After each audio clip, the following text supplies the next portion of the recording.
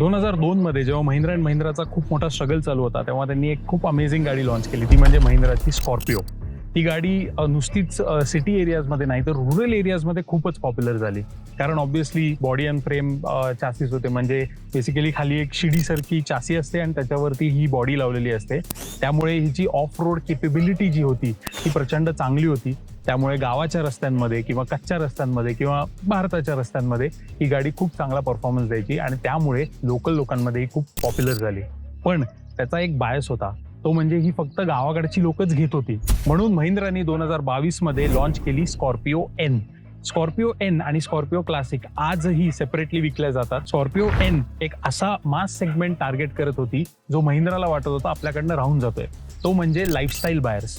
त्यांना एक सोफिस्टिकेटेड गाडी पण पाहिजे होती जी ऑफरोड पण जाऊ शकेल आणि त्यांच्या फॅमिलीला सेफ पण ठेवू शकेल. त्यामुळे स्कॉर्पिओ एननी जो धुमाकूळ घातला, ज्यांनी महिंद्राचे सेल्स अक्षरशः आसमानापर्यंत नेऊन गेले, हीच ती गाडी आज आपण बघणार आहोत. आता स्कॉर्पिओ मध्ये जे चेंजेस झाले ते जास्त स्कॉर्पिओच्या डीएनए पासून लांब नाही झाले. तुम्ही बघू शकता की ही गाडी प्रचंड मोठी आहे, म्हणजे हिची हाईट ही फॉर्च्युनर बरोबर कम्पेअर केली जाऊ शकते. हिचे जे लुक्स आहेत ते रगेड आहेत, बुच आहेत. अगदी रस्त्यावरनं जाताना लोक रिस्पेक्ट देतात किंवा घाबरतात, आपल्याला ते माहिती नाही, पण ते बाजूला नक्की होतात. आणि हे सगळं त्याच्या स्टान्समुळे आहे. एक कन्व्हेन्शनल एसयूव्हीची फ्रेम आणि एक कन्व्हेन्शनल एसयूव्हीचं डिझाईन हे महिंद्रा स्कॉर्पिओ मध्ये आपल्याला बघायला मिळतं. आज आपण जी गाडी बघणार आहोत ती आहे महिंद्राची स्कॉर्पिओ NZ6 मॅन्युअल ट्रान्समिशन डिझेलमध्ये, पण ही गाडी तुम्हाला पेट्रोलमध्ये पण मिळते. दोन्ही इंजिन्स जे आहेत ते प्रचंड पॉवरफुल इंजिन्स आहेत. उलट पेट्रोल इंजिन जे आहे ते जास्त पॉवरफुल आहे, 200 bhp प्रोड्यूस करते आणि त्याला महिंद्रा M स्टॅलियन असं नाव देते. तसंच डिझेलचे 2 व्हेरियंट तुम्हाला मिळतात. एक लोअर पॉवरचं इंजिन आहे जे तुम्हाला थारमध्ये पण मिळतं, त्याच्यातनं तुम्ही साधारण 130-140 bhp एक्सपेक्ट करू शकता. पण आज आपल्याकडे जे इंजिन आहे ते M-HOC 2.2 लिटर, ज्याच्यातनं 170 bhp ची ताकद निघते आणि साधारणपणे 350-400 न्यूटन मीटरचा टॉर्क पण निघतो. हे इंजिन जे आहे ते प्रचंड चांगलं आहे. आपण ड्रायव्हिंगच्या वेळेस त्याच्याबद्दल बोलू, पण आता आपण या लुक्स बद्दल बोलतोय. बाय द वे, तुम्ही नोटीस केलं असेल तर अशी महिंद्रा स्कॉर्पिओ यांचा रंग तुम्हाला कधी रस्त्यावर दिसला नसेल, कारण ही गाडी थोडीशी ॲक्सेसराईज केलेली आहे. त्या ॲक्सेसरायझिंगचा व्हिडिओ जो आहे तो आम्ही इकडे तुम्हाला लिंकमध्ये लिहून ठेवतो, तुम्ही तो बघू शकता. त्या गाडीवरती एक मॅट PPF लावलेला आहे, बरेचसे पार्ट्स याचे ब्लॅक केलेले आहेत, म्हणून कदाचित ही गाडी तुम्हाला जास्त डिझायरेबल वाटू शकते. कदाचित तुम्हाला ही आवडत पण नसेल. मलाही आवडते कारण ही माझी गाडी आहे आणि त्यामुळे आज आपण या गाडीचा एक लॉंग टर्म रिव्ह्यू करतोय. त्यातला एक मी स्टार्टिंगचा पॉईंट तुम्हाला दाखवतो, म्हणजे सेफ्टीचा, ऑब्व्हियसली जो आपल्याला खूप महत्त्वाचा असतो. याचं जे इंजिन आहे आणि याचं जे हुड आहे ते प्रचंड हेवी, म्हणजे याच्यातनं तुमचा एक शोल्डर वर्कआउट होऊ शकतो. आणि ह्याला कुठल्याही प्रकारचे गॅस स्ट्रट्स दिलेले नाही आहेत, तुम्हाला हे हातानेच उचलायला लागतं आणि तसंच तुम्हाला हे वापरून वरती ठेवून हे इंजिन उघडायला लागतं. आय थिंक महिंद्राने याच्यामध्ये इम्प्रूव्हमेंट करायला पाहिजे. इव्हन स्कॉर्पिओ क्लासिकला गॅस स्ट्रट्स मिळतात, तर या गाडीला ते मिळायला काहीच हरकत नाहीये. इंजिन बे तुम्ही बघितलं तर एकदम क्लीन आहे आणि इंजिन पण खूप चांगलं सोफिस्टिकेटेड आहे. त्याला चांगल्या प्रकारे इन्सुलेशन पण केलेलं आहे, त्याच्यामुळे हीट आणि साऊंड हे दोन्ही गोष्टी आतमध्ये येत नाहीत. आणि सॉलिड थर्ड 5 स्टार NCAP रेटिंगची ही गाडी आहे आणि प्रचंड सॉलिड बिल्ड क्वालिटी आहे. जिथं किया Hyundai सारख्या गाड्या तुम्हाला 20 लाखामध्ये प्रचंड फीचर्स देतात, तिथंच महिंद्राने स्कॉर्पिओ N मध्ये एक सॉलिड फंडामेंटल गाडी बनवण्याचा प्रयत्न केलेला आहे आणि त्याचमुळे याच्यात काही फीचर्स लॅकिंग आहेत. फॉर एक्झाम्पल, तुम्ही समजा खालच्या मॉडेल्समध्ये गेलात तर तुम्हाला लिटरली खूप फंक्शन्स जे आहेत ते मिळत नाहीत. दिवे जे असतात ते LED नाही आहेत, याच्यामध्ये येलो बल्ब्स मिळतात तुम्हाला. बरेचसे दिवे ॲक्च्युली याच्यामध्ये LED नाही आहेत, ते तुम्हाला अजूनही हॅलोजन बल्ब्स मिळत आहेत, जे आय थिंक 2022 मध्ये लॉन्च केलेल्या गाडीसाठी बरोबर नाही आहे. त्याचबरोबर आपल्याला एक फ्रंट ग्रिल मिळतो, जो साधारणपणे एक स्कॉर्पिओचा इफेक्ट म्हणजे शार्प डिझाईन आपल्याला देतो. महिंद्राचा हा नवीन ट्विन पीक्स वाला लोगो जो आहे तो तुम्हाला इकडे मिळतो. युजली हा क्रोम मध्ये असतो, पण आम्ही हा ब्लॅकआउट केलेला आहे. त्याचबरोबर खाली एक ग्रिल आहे ज्याच्यामधनं एअर पास होऊन इंजिन गार होण्यासाठी मदत मिळते आणि हे जे आहे हे तुम्हाला ऑप्शनली मिळतं और हायर व्हेरियंट्समध्ये मिळतं. Z4, Z6, Z8 आणि Z8 मध्ये पण Z8 सिलेक्ट, Z8L इतके व्हेरियंट्स या गाडीमध्ये आहेत, जी त्याची प्राइस 15 लाखापासून अक्षरशः 30 लाख रुपयेपर्यंत घेऊन जाते ऑन रोड ऑफकोर्स. त्याच्यामध्ये हे दिवे तुम्हाला मिळत नाहीत, हे तुम्हाला एक्सटर्नली महिंद्राकडनं घ्यायला लागतात, समजा तुम्हाला लोअर व्हेरियंटमध्ये बसवायचे असतील. हे एक स्कॉर्पिओच्या टेलच्या डिझाईनचे लाईट्स आहेत जे फॉग लॅम्प सारखे काम करतात आणि in the day time DRL, ज्याला आपण डे टाइम रनिंग लॅम्प्स म्हणतो, ते पण इकडनं दिसतात. फ्रंट एंडनी बघताना आय थिंक कोणी या गाडीला अगली तरी म्हणणार नाही. ही गाडी खूप इम्पोजिंग दिसते. तुम्हाला याच्या लुक्सबद्दल काय वाटतं तुम्ही मला कॉमेंट सेक्शनमध्ये सांगू शकता. साईड प्रोफाईलनी बघताच महिंद्राचा जो SUV-नेस आहे तो तुम्हाला साधारणपणे अजून प्रखरपणे जाणवतो. गाडीमध्ये बसताना लिटरली तुम्हाला चढून बसायला लागतं आणि त्याच्यासाठी हे फुटस्टेप्स खूप कामी येतात. तुम्ही म्हणाल की महिंद्राला माहिती आहे त्यांनी एक खूप उंच गाडी डिझाईन केली, तर हे ते स्टँडर्ड देत असतील, पण नाही. खालच्या व्हेरियंट्समध्ये तुम्हाला हे वेगळे विकत घ्यायला लागतात, which is very unfortunate. Same 5 star NCAP rating आहे, पण ऑटो फोल्डिंग मिरर्स हे स्टँडर्ड नाही आहेत. हे तुम्हाला साधारणपणे Z8 पासूनच वरती मिळतात. या गाडीमध्ये आम्ही ऑटो फोल्डिंग मिरर्स करून घेतलेले आहेत. तुम्ही व्हील्सच्या बाबतीत बघितलं तर या गाडीला 17 इंचीचे व्हील्स आहेत, जे स्टील रिम्स आहेत. याच्यावरती कॅप जी येते ती साधारणपणे एक क्रोम किंवा सिल्वर फिनिशमध्ये येते, पण या गाडीमध्ये आम्ही त्याला ब्लॅक कलरमध्ये केलेलं आहे. आम्हाला ब्रिजस्टोनचे टायर्स मिळाले, पण बऱ्याच गाड्यांना अपोलोचे टायर्स पण मिळतात. हे तुमचं नशीब म्हणा, किंवा तुम्ही जी गाडी कुठल्या एरियामधनं तुम्ही गाडी घेताय त्याप्रमाणे तुम्हाला त्या लॉटचे व्हील्स मिळतील. पण साईडनी बघितलं तर जे टिपिकल महिंद्रा ओव्हर डिझायनिंग करत होती, जी XUV 500 मध्ये आपल्याला दिसायचं, किंवा इव्हन महिंद्रा स्कॉर्पिओ क्लासिकमध्ये जे ओव्हर डिझायनिंग झालं होतं, ते इथं थोडंसं टोन डाऊन झालेलं दिसतंय आणि त्याच्यामुळे एक प्रचंड मॅच्युअर स्टान्स या महिंद्रा स्कॉर्पिओ Nला मिळतोय. आपण बघतोय तसं इकडं ट्रेडिशनल डोअर हँडल्स आहेत, अजूनही काही फ्लश डोअर हँडल्स दिलेले नाहीयेत, बिकॉज ही एक गाडी लक्झुरियस नाही, पण एक ऍक्च्युली कुठेही रगेड वापरण्यासारखी गाडी आहे. त्याच्यामुळे याचा चांगला आपल्याला फायदा होताना दिसतो. ऑलराईट, स्कॉर्पिओ Nमध्ये बसताना फ्रंट सीट उघडल्यानंतर फ्रंट सीट जे आहे ते माझ्या ड्रायव्हिंग पोझिशनमध्ये सेट केलेलं आहे. इवन दो मी उंच आहे, चांगलाच वजनदार पण आहे, तरी मला इनफ स्पेस, कम्फर्टेबल स्पेस आहे. सीट जे आहे ते मॅन्युअली हाईट ऍडजस्टेबल आहे. त्याचा लंबर सपोर्ट आपण ऍडजस्ट करू शकतो. पाठीला जो सपोर्ट येतो तो ऍडजस्ट करू शकतो. So I think in general driving position हे खूप माझ्यासाठी कम्फर्टेबल आहे. पण हीच ड्रायव्हिंग पोझिशन ठेवताना मी मागे कसा बसू शकतोय ते तुम्हाला दाखवतो. आता हे बऱ्यापैकी सीट रिक्लाइन केलेलं आहे आणि मी इथे बेअरली मावतोय, राईट. सो अजिबात नी रूम नाहीये.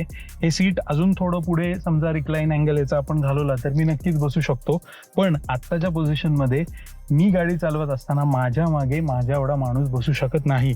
आणि हा तो मोठा प्रश्न पडतो की महिंद्रा स्कॉर्पिओ N एवढी मोठी गाडी असताना या गाडीमध्ये अशी जागा का नाहीये ज्याच्यामध्ये 5 जण काय 7 जण प्रचंड कम्फर्टेबली बसू शकतात. मागच्या सीटमध्ये कसं बसायचं मी तुम्हाला त्या साईडनी दाखवतो, कारण या साईडनी तुम्ही मागे जाऊ शकत नाही. एक गोष्ट चांगली झाली आहे की मागचे सीट जे आहेत ते फ्रंट फेसिंग आहेत, कारण तुम्हाला माहिती नसेल तर स्कॉर्पिओ क्लासिकमध्ये मागचे सीट्स हे साईड फेसिंग होते. एकमेकांना तुम्ही चेहऱ्यामध्ये बघून तुम्ही बसू शकत होता, जे प्रचंड अनकम्फर्टेबल होतं आणि मोशन सिकनेस पण व्हायचा. पण या गाडीमध्ये फक्त डाव्या बाजूनी तुम्ही मागच्या सीटला जाऊ शकता आणि त्याच्यासाठी एक लिव्हर दिलेला आहे, जो आयडियली तुम्ही समजा प्रेस केला तर अख्खाच्या अख्खं सीट जे आहे ते टंबल डाऊन होतं. पण मागे बसण्याची चूक मी करणार नाहीये. 6-3ला मागे मी बसूच शकत नाही. माझे गुडघेही मावत नाहीत, माझे पाय प्रचंड उंच येऊन बसतात. ऑनेस्टली कुठलाही साधारण ॲडल्ट मागे कम्फर्टेबली बसूच शकत नाही. मे बी एक शॉर्ट जर्नीसाठी अर्धा तास पाऊण तास बसू शकतो, पण समजा लॉंग जर्नी असेल तर 100% तो मागे बसू शकत नाही. इनफॅक्ट बिकॉज त्याचं फ्लोअर जे आहे ते फ्लॅट नाहीये, लहान मुलं पण किटकिट करतील, कारण त्यांना तिकडे एन्जॉयबल किंवा कम्फर्टेबल वाटत नाहीये. ऑनेस्टली गाडीमध्ये थर्ड रोसाठी AC पण नाहीये, त्याच्यामुळे अजून क्लॉस्ट्रोफोबिक वाटतं. मागणं येताच आपल्याला स्कॉर्पिओचा अजून जो बुच माचो लुक आहे तो अजून जास्त प्रकटपणे जाणवतो, बिकॉज ऑलमोस्ट फ्लॅट असं हे बॅकएंड आहे, ज्याच्यामुळे त्याला एक बॉक्सी शेप येतो, त्याच्यामुळे ते अजूनच रगेड वाटते. ऑफकोर्स याचे काही फायदे आहेत. पहिली गोष्ट म्हणजे रिअर व्ह्यू मिररमधनं तुम्हाला व्हिजिबिलिटी खूपच चांगली मिळते. याच्यामध्ये डिफॉगर दिलेला आहे स्टँडर्ड म्हणून, चांगली गोष्ट आहे. तसंच रिअर वॉशर वायपर पण दिलेला आहे आणि तो इथं असा छान लपलेला आहे या दिव्यांच्या क्लस्टरमध्ये, त्यातनं पाणी निघून ऑटोमॅटिकली तुम्ही जेव्हा पाहिजे तेव्हा तुमची विंडशील्ड जी आहे ती कन्व्हिनियंटली क्लीन करू शकता. त्याचबरोबर हे खालचं ब्लॅक कलरचं क्लॅडिंग खूप जाड करून दिलेलं आहे, त्याच्यामुळे एक रगेड लुक हा स्कॉर्पिओ Nला येतो.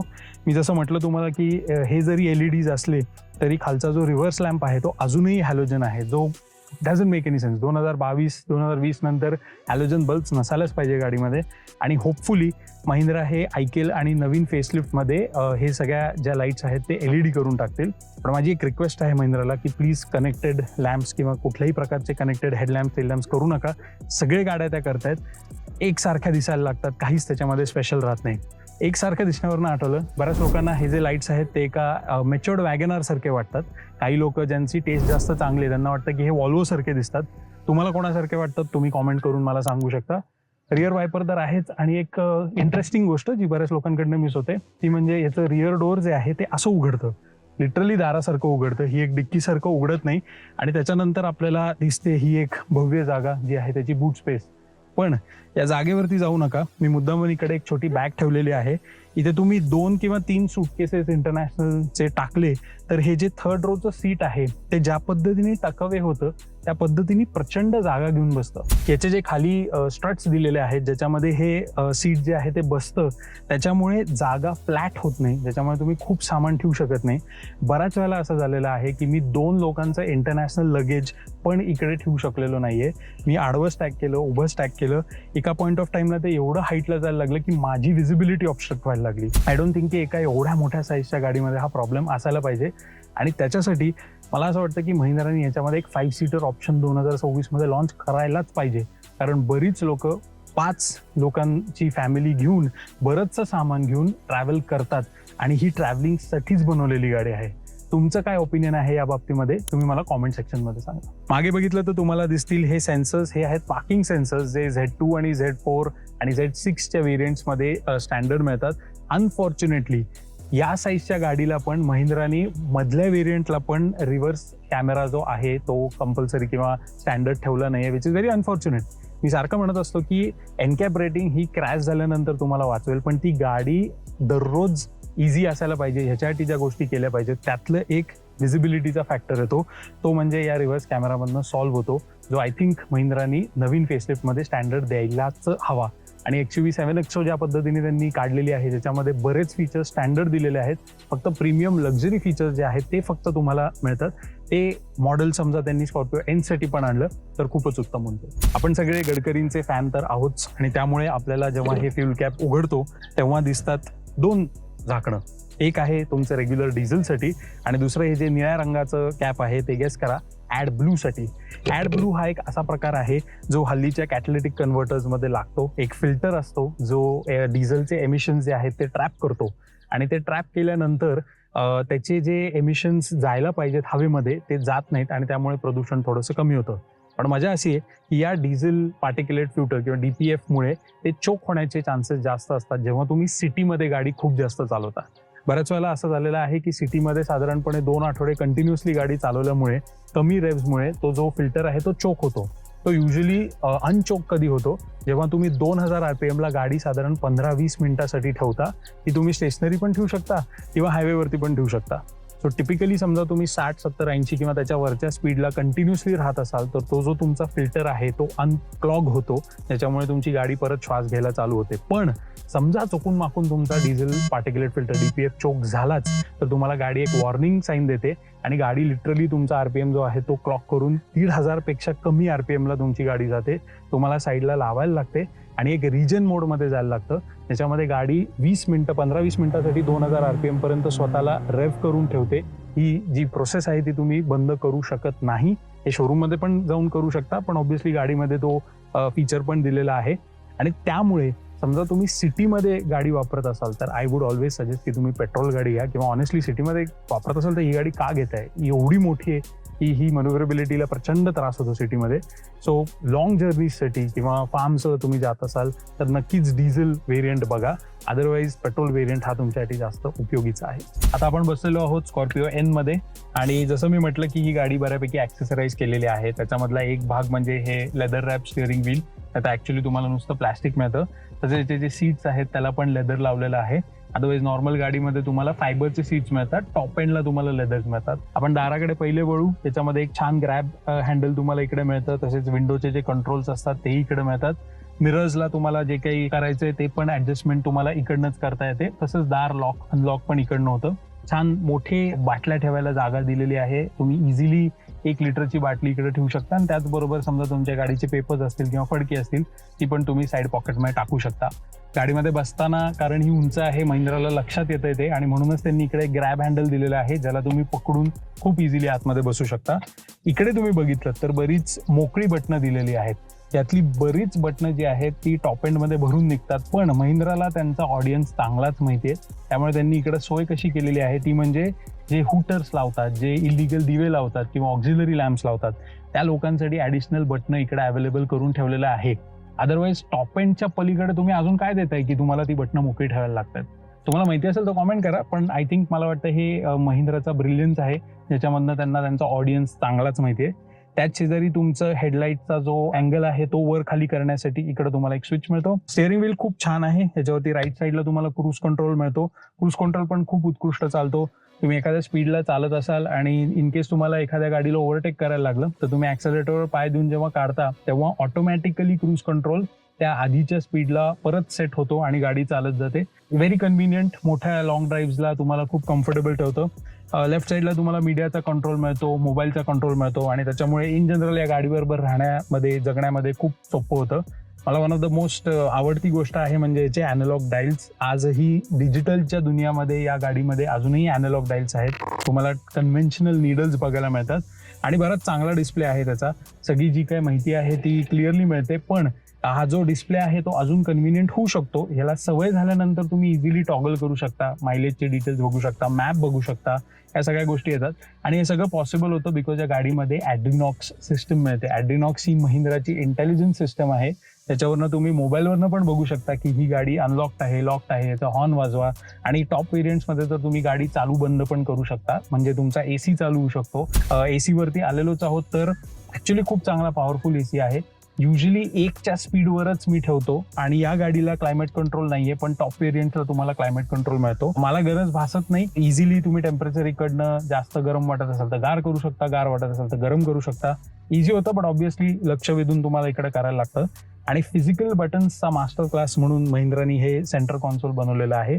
बरेचसे कंट्रोल्स तुम्हाला या डिस्प्लेमध्ये मिळणार आहेत, बट जे इम्पॉर्टंट कंट्रोल्स आहेत जसं ट्रॅक्शन कंट्रोल आहे, हिल डिसेंट कंट्रोल आहे, गाडीमध्ये हॅझार्ड आहे किंवा स्टार्ट स्टॉप सिस्टम तुम्हाला चालू बंद करायची असेल, ती सगळी बटणं बरोबर गिअरच्या समोर दिलेली आहेत.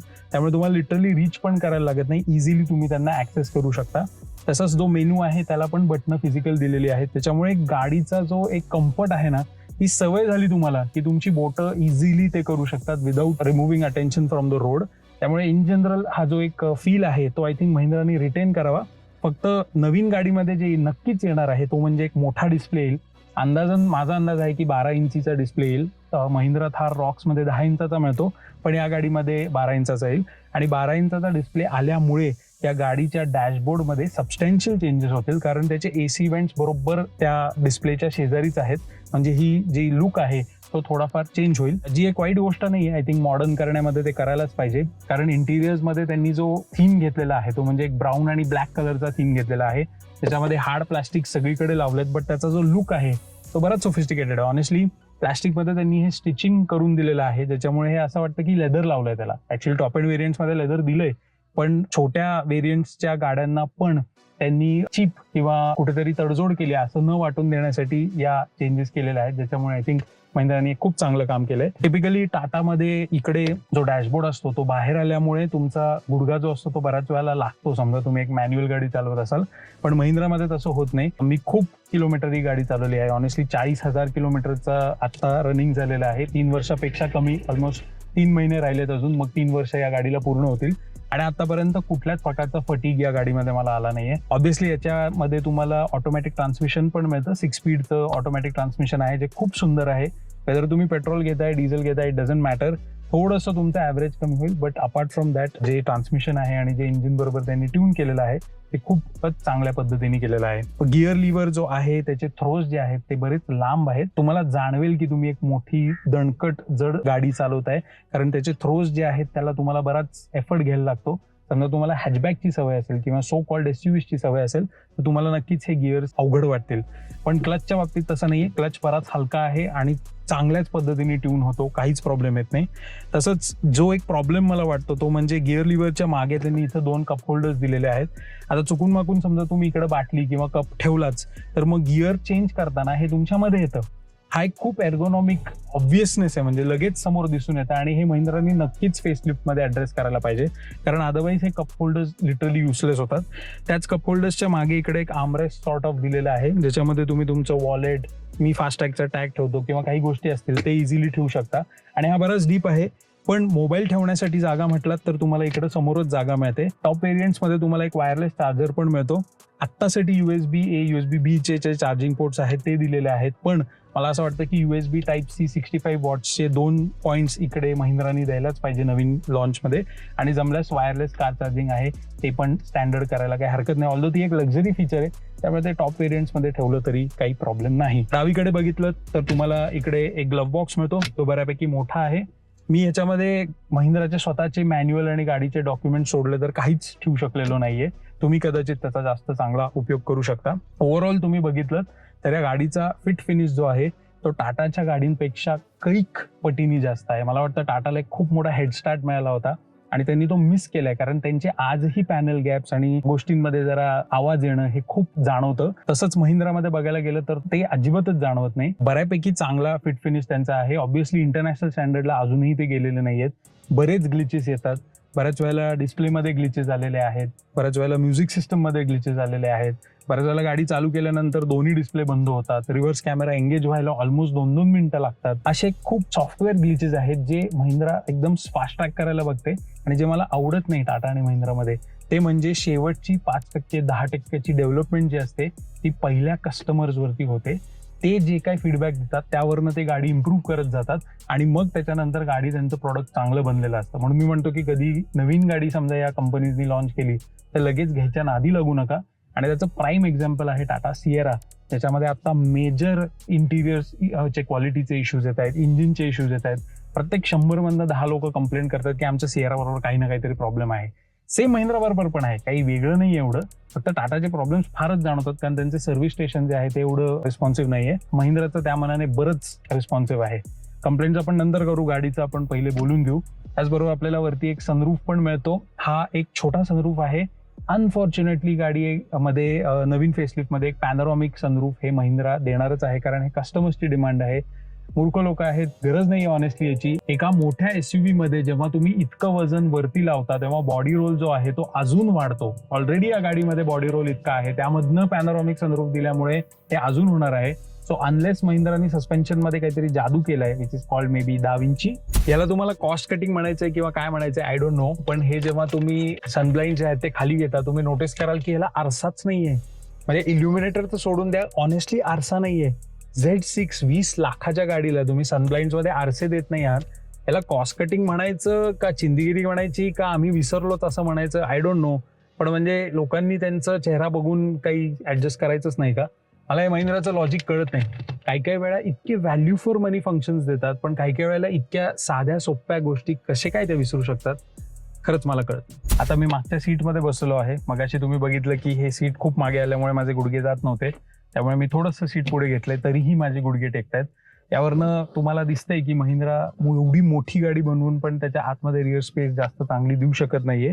XUV 7XO मध्ये हे थोडंसं इम्प्रूव्ह होतं, पण आजच्या तारखेला या गाडीमध्ये बसल्यानंतर तुम्हाला मागे 2 AC व्हेंट्स दिलेले आहेत आणि इथे एक Type-C चा चार्जिंग पोर्ट दिलेला आहे. पुढे का नाही दिला, मागे का दिलाय आय डोंट नो, हे महिंद्राचंच लॉजिक आहे. आणि हा खाली प्लेस केल्यामुळे जो मधला माणूस बसलेला असतो त्याच्या लिटरली गुडघ्यांवरती किंवा मागे जो आहे तो गारवारं येतं आणि बाकीच्यांना तेवढं गारवारं येत नाही. वर्स्ट इज थर्ड रो मध्ये कोणी बसलं असेल तर त्यांच्यापर्यंत वारं पोहोचण्यासाठी आयदर फ्रंटचे साईड वेंट्सवरनं असं साईडनी वारं जायला पाहिजे किंवा मधले वेंट्स एकदम वरती करून जायला पाहिजे.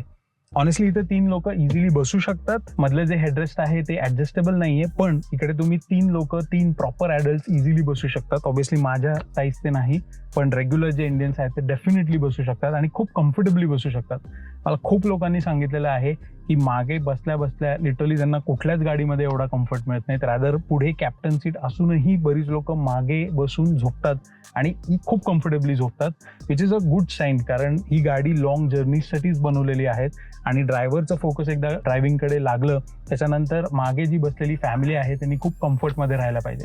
सो ओव्हरऑल तुम्ही बघितलं तर फिट फिनिश कलर जो आहे तो खूप उत्कृष्ट पद्धतीने केलेला आहे आणि गाडीमध्ये तुम्हाला लिटरली सेफ आणि कम्फर्टेबल वाटतं, कारण व्हिजिबिलिटी चांगली आहे, सिटिंग पोझिशन चांगली आहे आणि इन जनरल जो फील आहे तो एक लक्झरी लाईफस्टाईल व्हेकलचा आहे तो आणि एक कॉम्प्रोमाइज्ड ऑफरोड व्हेकलचा नाही.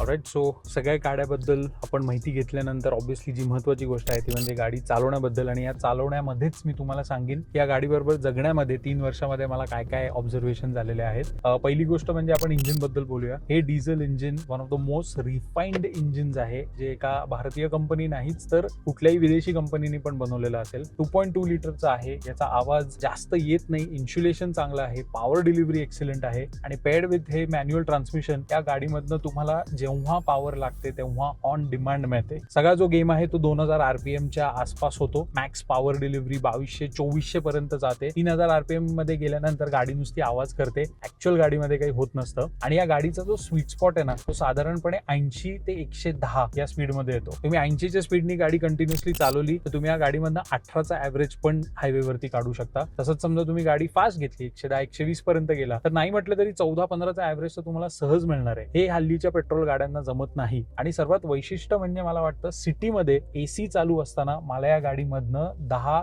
कमीत कमी 9च्या पेक्षा कधीच ऍव्हरेज मिळालेलं नाहीये, विच इज व्हेरी सरप्राइझिंग. कारण हे एक 2.2 लिटरचं इंजिन आहे आणि त्यामधनं एवढी ताकद निघत असताना हे इतकं इकॉनॉमिकली चालू शकतं यामध्ये मला जरा आश्चर्य वाटतं. मी आतापर्यंत सिटीमध्ये टिपिकली 10-11चा ऍव्हरेज काढतो आणि हायवेवरती गेल्यानंतर 16 किंवा मॅक्सिमम 17चा ऍव्हरेज मिळतं. त्याच्या पलीकडे मला मिळत नाही कारण मी तसा एन्थुझियास्टिकली चालवतो आणि माझ्यासाठी ही गाडी एकदम परफेक्ट मला वाटते. झिप झॅप झूम 3 मोड्स दिलेले आहेत. मोस्टली तरी मी झॅप मध्येच ठेवतो, मला कधी झिप मध्ये घ्यायला पण लागत नाही, जो आयडियली त्यांनी सिटीसाठी ठेवलेला आहे ना. झूम मध्ये घ्यायला लागतो, जो मला हायवेवरती त्यांनी मोड दिलेला आहे ज्याच्यामधून तुम्हाला जास्त पॉवर मिळते. आता स्टिअरिंग व्हील म्हटलं तर 2 टनाच्या गाडीला तुम्ही इतक्या इझिली मनुवर करू शकतात, यामध्ये खूप आश्चर्य वाटतं मला. म्हणजे लिटरली करंगळीवरती ही गाडी वळते, इतकी हलकी वाटते आणि कधी कधी त्यामुळे हायवेवरती असं वाटतं की ही गाडीचा जो कंट्रोल आहे तो थोडासा जरी आपण स्टिअरिंगला इनपुट दिला तर कदाचित गाडी वळू शकते, पण तसं होत नाही. कारण महिंद्रानी ह्याचं जे स्टिअरिंग आहे ते खूप छान पद्धतीने डिझाईन केलेलं आहे, त्याच्यामुळे सिटीमध्ये हलकं आणि हायवेवरती प्रिसाइज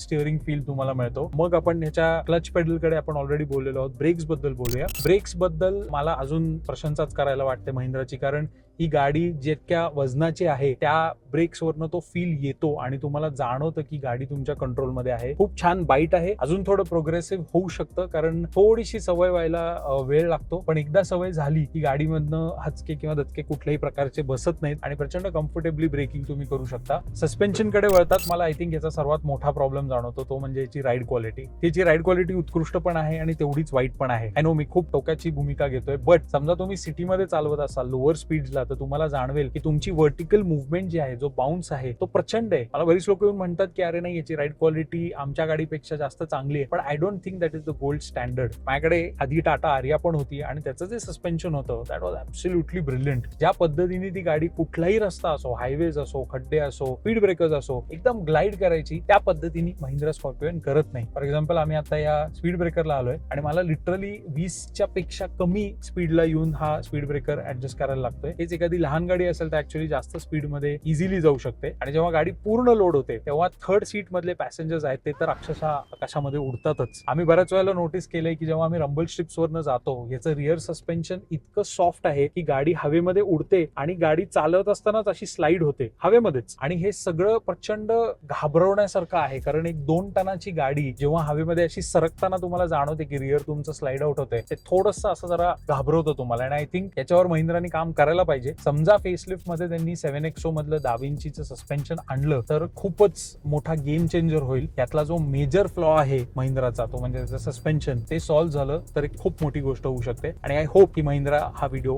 बघेल किंवा बाकीच्या लोकांचा पण फीडबॅक ऐकून ते काम त्याच्यामध्ये नक्कीच करेल. बऱ्याच युट्यूबर्सनी पॉइंट आउट केलं होतं की ह्याची जी बिडिंग क्वालिटी आहे त्याच्यामुळे पाणी आत येतं, बट ऍक्च्युली ते तसं नव्हतं. इनिशियली महिंद्राच्या गाड्यांमध्ये एक स्टॉप असायला पाहिजे होता, एक डॅम असायला पाहिजे होता. समजा पाऊस खूप जोरदार असेल तर वरती जे सनरूफच्या इकडे पाणी साठतं ते केबिन मध्ये येणार नाही. तो डॅम त्यांचा सफिशियंट नव्हता म्हणून ते पाणी आतमध्ये आलं आणि लीक होऊन सीट्स वरती पडलं. पण महिंद्राने इमिजिएटली तो प्रॉब्लेम सॉल्व्ह केला. ऑनेस्टली अजून एक प्रॉब्लेम पण होता ज्याच्यामध्ये डिक्कीमध्ये फ्लॅट नसल्यामुळे सामान टाकायला किंवा लोडिंग करायला खूप त्रास व्हायचा. तोही प्रॉब्लेम महिंद्राने पहिल्या महिन्यामध्येच सॉल्व्ह केला. तसंच व्हेंटिलेटेड सीट्स या गाडीला नव्हते, नंतर त्यांनी आणले. फ्रंट पार्किंग कॅमेरा किंवा फ्रंट पार्किंग सेन्सर्स किंवा 360 डिग्री कॅमेरा जो आहे तो त्यांनी नंतर आणला. महिंद्राला बऱ्याचशा गोष्टी त्यांनी सॉर्ट आउट केलेल्या आहेत. पण फेसलिफ्ट मधनं आपण अपेक्षा काय करतो की ऑस्ट्रेलियामध्ये त्याला 0 एनकॅपचं रेटिंग मिळालेलं आहे. ते का? कारण ह्याला कोलिजन वॉर्निंग किंवा ऑटोमॅटिक ब्रेक्स नाहीयेत, ज्यामध्ये गाडी समजा समोर एखादी दुसरी गाडी किंवा व्यक्ती असेल तर ऑटोमॅटिक ब्रेकिंग करेल. एक कंपल्सरी गोष्ट आहे ऑस्ट्रेलियामध्ये सेफ्टीच्या बाबतीमध्ये, आणि ते महिंद्राकडे नव्हतंच. त्यामुळे या गाडीला 0 स्टार रेटिंग मिळाले. ऑल्दो भारतामध्ये या गाडीला 5 स्टारचं रेटिंग आहे. त्यामुळे नक्कीच लेव्हल 2 एडॅस हा या गाडीमध्ये येणार आहे.